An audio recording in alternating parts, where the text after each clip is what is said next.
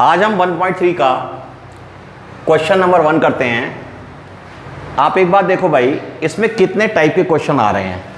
Number 1 type 1 क्या question है, इसमें होंगे प्योर इरेशनल,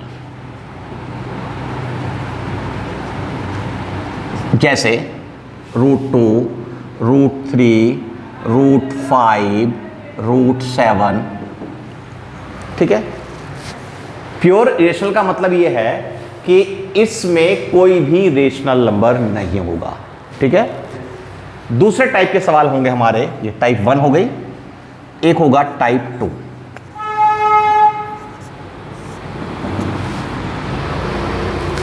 टाइप 2 में मिक्स्ड होंगे।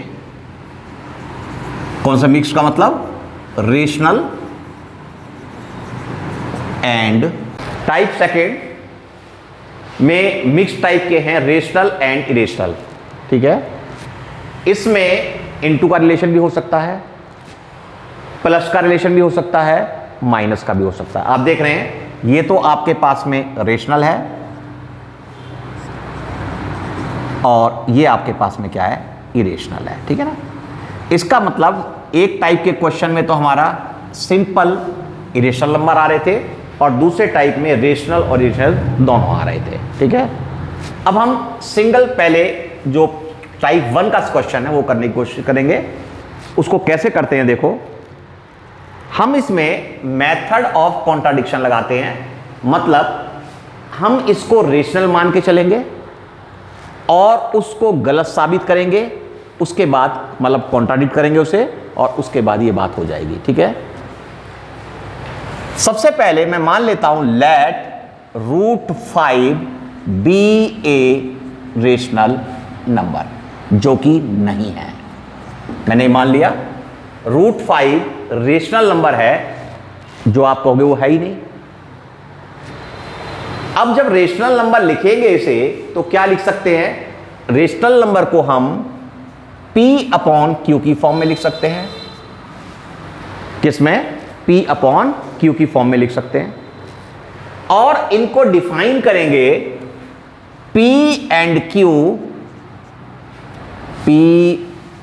Q are coprime. ठीक है जी। और integer and Q is not equal to 0। एक ही आपके पास को प्राइम वर्ड आ गया। को प्राइम का मतलब क्या है, को प्राइम का मतलब है जो दो नंबर हैं वो एक से डिवाइड होने चाहिए। आप कहोगे जी एक से तो सभी डिवाइड हो जाते हैं, मतलब एक के अलावा और किसी से डिवाइड ना हो। जैसे मैं लिखता हूं 4/5, ये 1 से डिवाइड होगा, ये भी 1 से डिवाइड होगा, इसका मतलब ये को प्राइम है। ठीक है जी। इसका मतलब इनका जो HCF आ रहा है दैट इज 1 नहीं है। देखिए इसके फैक्टर बनाता हूं मैं, मान लीजिए 4 के 1 × 2 की पावर 2 कर दिया। 5 के फैक्टर बनाऊंगा तो कितना आएगा, 1 और 5 आएगा। कॉमन क्या आ रहा है, 1 आ रहा है, तो HCF कितना हो गया इसका, 1। इसका मतलब इट इज को प्राइम। ठीक है, समझ में आ गया। इसका मतलब कोई भी कॉमन फैक्टर नहीं आना चाहिए एक के अलावा। दूसरा एक एग्जांपल और ले लेते हैं। चलो, आप कहोगे जी मैं ऐसा करूं 2/10, आप देख रहे हैं ये 1 से कट रहा है, यस, 2 से भी कट रहा है, यस। मैंने क्या कहा था, एक के अलावा किससे नहीं कटना चाहिए, या उनका HCF 1 आना चाहिए। देख लेते हैं, 2 का फैक्टर करेंगे 1 तो सबका हो गई होगा, 1 × 2 आ गया। 10 का करेंगे 2 × एक काम कर रहा है ना, 1 × 2 × 5, कॉमन क्या आ रहा है, 1 आ रहा है, कॉमन क्या आ रहा है, 2 आ रहा है। इसका मतलब है इसका HCF जो आ गया, क्या आ गया बेटा, 2 आ गया। इसका मतलब नॉट को प्राइम। मेरे ख्याल से आप समझ में आ गए हो। ठीक है ना। वो को प्राइम होंगे जो एक के अलावा किसी और से नहीं कटेंगे। आ रहा है यहां तक, आ रहा है, यहां तक आ रहा है ना। ठीक है, समझ में आ गया। अब इसके बाद में ये डेफिनेशन होगी हमारी, हमने P/Q की फॉर्म में मान लिया। क्यों, क्योंकि रेशनल नंबर था। अब इसको ऐसे लिख सकते हैं, क्रॉस मल्टीप्लाई कर देते हैं, तो Q इधर चला जाएगा, √5 Q हो जाएगा इज इक्वल टू P हो जाएगा, या इसको ऐसे भी लिखा जा सकता है P is equal to √5 Q लिखा जा सकता है। सही यहां तक। अब ये हमें रूट को खत्म करना है, तो इधर स्क्वायर कर दें तो इधर भी हमें स्क्वायर करना होगा, ठीक है। हम लिख देते हैं इधर squaring both side, squaring both sides we get, ठीक है। क्या आ गया, ये P स्क्वायर आ गया, √5 Q का होल स्क्वायर आ गया, P स्क्वायर। अब ये देखो √5 का स्क्वायर करोगे, √5 का स्क्वायर का मतलब √5 इंटू √5 कितना आएगा, 5 आएगा, और क्या आ गया, ये Q स्क्वायर आ गया। अब एक बात देख रहे हैं आप, ये इस साइड, ये लेफ्ट हैंड साइड है, ये राइट हैंड साइड है, ये वाली साइड किसी नंबर से डिवाइड हो रही है, किससे हो रही है, 5 से।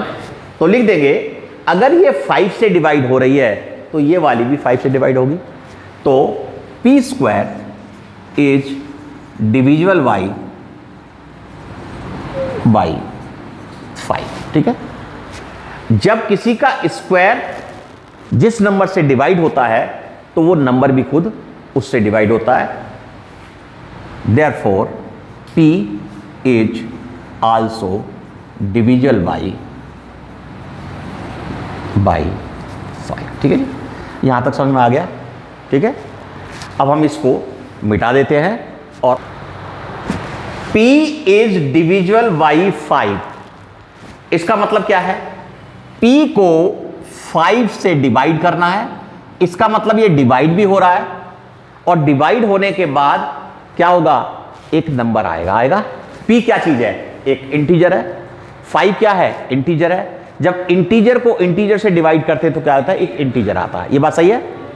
जैसे एक इंटीजर आपके पास 10 है और एक इंटीजर आपके पास 5 तो ऑलरेडी है ही है, तो आपको इसको डिवाइड करोगे 2 इज आल्सो है, ये भी इंटीजर है, ये भी इंटीजर है, और 2 इज आल्सो इंटीजर, ठीक है जी। ऐसे ही आपने 20 लिया, 20 को किससे डिवाइड करा, 5 से डिवाइड किया, 4 आया, 20 इज इंटीजर, 5 इंटीजर, एंड 4 भी इसके बाद इंटीजर आएगा। यहां तक ठीक है। इसका मतलब यही तो कह रहा है ये, P is divisible by 5। P किससे डिवाइड हो रहा है, 5 से डिवाइड हो रहा है। अब मैं इसको डिवाइड करूंगा तो एक इंटीजर आएगा, आप कहोगे जी 2 लिख दो, आप 2 कैसे लिख दूं, ये कहेगा जी आप 20 ले लो, तो मैं 4 आए, मैं 4 लिखूं, कितने लिखूंगा, नहीं लिख सकता। तो मैंने एक ऐसा नंबर मान लिया कि जिससे जो कोई वो नंबर कहेगा तो वही नंबर कह दूंगा। भाई मैंने यहां पर मान लिया इसको m, ठीक है जी। ये कहेगा जी इसको डिवाइड करके 2 आता है, मैंने कहा हाँ यहाँ 2 रख दो, तो m की वैल्यू क्या होगी, बहुत सारी होंगी। तो इसको ऐसे भी तो लिखा जा सकता है, P is equal to 5m लिखा जा सकता है, ठीक है। और m इज सम इंटीजर, कोई इंटीजर है, कौन सा, सम मतलब कुछ कोई बाई, ठीक है ना, एनी भी लिख सकते हो, सम इंटीजर, ये m की वैल्यू आ गई। आगे ये आपके पास समझ में आ गया। ये इक्वेशन नंबर 1 थी। अब आपके पास P की वैल्यू आ गई है, क्या इस P की वैल्यू को इसमें पुट कर लीजिए, या इसको भी स्क्वायर करके लेफ्ट और लेफ्ट हैंड को बराबर कर दीजिए, ठीक है। तो हम पुट करके देख लें इसे, put value of P in equation first equation क्या थी, ये थी। P की जगह कितना रख सकता हूं मैं, 5m का होल स्क्वायर रख दिया भाई, इजिकल टू का साइन आ गया, इजिकल टू कितना हो गया, ये 5q स्क्वायर। इसको खोलेंगे तो कितना आएगा, 25m स्क्वायर इजिकल टू कितना आएगा, 5q स्क्वायर। क्लियर। 5 को इधर ले जाइए, q स्क्वायर इजिकल टू आएगा 25m स्क्वायर अपॉन 5, कैंसिल हो गया। इसका मतलब इसको ऐसे लिख लीजिए आप, Q square is equal to 5m square, या इसको पलट दीजिए, Q square is equal to 5m square. ठीक है, ठीक है जी। आप एक बात नोट कर रहे हैं कि ये वाली चीज 5 से डिवाइड हो रही है, तो क्यू स्क्वायर किससे डिवाइड होगा? 5 से डिवाइड होगा। ठीक है, मैं लिख देता हूं, Q square is divisible by 5, तो क्या होगा? Q is also divisible by 5। ठीक है जी, क्लियर है? अब आप क्या देख रहे हैं कि आपका P भी 5 से डिवाइड हो रहा है और Q भी 5 से डिवाइड हो रहा है। इसका मतलब क्या हो गया? दोनों ही 5 से डिवाइड हो रहे हैं। इसका मतलब ये हो गया कि ये कोप्राइम है ही नहीं। मैंने क्या कहा था? जब भी दो नंबर एक के अलावा किसी और से डिवाइड हो जाए तो क्या होगा? वो कोप्राइम नहीं रहेंगे। तो आप देख रहे हैं जो P अपॉन Q आपने कोई नंबर लिया, P भी 5 से डिवाइड हो गया, P अपॉन Q, P भी 5 से डिवाइड हो रहा है, Q भी 5 से डिवाइड हो रहा है। इसका मतलब P और Q कोप्राइम नहीं है। अगर ये कोप्राइम नहीं है तो रेशनल नंबर भी नहीं है। सही है? ठीक है जी बात को? इसका मतलब है हम जो मान के चल रहे थे वो हम बात गलत मान ली। हम कह रहे थे कोप्राइम है, इसका मतलब ये कोप्राइम आया ही नहीं। ठीक है, अब हम इसको कैसे लिखेंगे? लिखने का देखो तरीका, यहां तक हो गया। यहां लिखो P and Q both are divisible by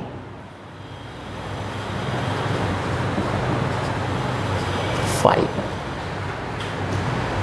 ठीक है, पर ये 5 से डिवाइड नहीं होनी चाहिए, मतलब एक के अलावा किसी और से डिवाइड नहीं होना चाहिए। हमारा क्या कह रहा था? फैक्ट क्या था हमारा? दिस कॉन्ट्राडिक्ट्स द फैक्ट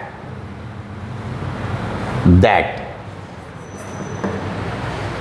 ठीक है, क्या फैक्ट था? That P and Q are coprime integer. हमारा फैक्ट क्या था? P और Q कोप्राइम इंटीजर है। ठीक है, और आगे कोप्राइम नहीं, ये दोनों क्या है? कोप्राइम का मतलब क्या है? इनका HCF बनाना चाहिए, या दोनों क्या है? 1 से डिवाइड होने चाहिए। अब क्या हो रहा है? P भी 5 से डिवाइड हो रहा है, Q भी 5 से डिवाइड हो रहा है। ठीक है ना बात को? तो हमारी अजम्पशन क्या है? गलत है। तो यहां लिख दें, ये समझ में यहां तक ठीक है ना हमारा सब कुछ? ठीक है, अवर assumption is wrong। ठीक है, ठीक है, therefore क्या होगा? √5 is an irrational नंबर। ठीक है जी, आप समझ गए इतनी बात? अब एक बात और सोच लीजिए कि ये क्वेश्चन हमारे हो गए जिसमें प्योर रेशनल नंबर आ रहा था। इसका मतलब है हम √5 का ऐसे कर सकते हैं, √3 का ऐसे कर सकते हैं। केवल यहां पर आपको ये नंबर चेंज करने पड़ेंगे। सारे क्वेश्चन एक टाइप से होंगे। तो टाइप 1 के क्वेश्चन आपको इस टाइप से करना है। अब ये क्वेश्चन खत्म होता है। ठीक है, अगला क्वेश्चन अभी देखते हैं।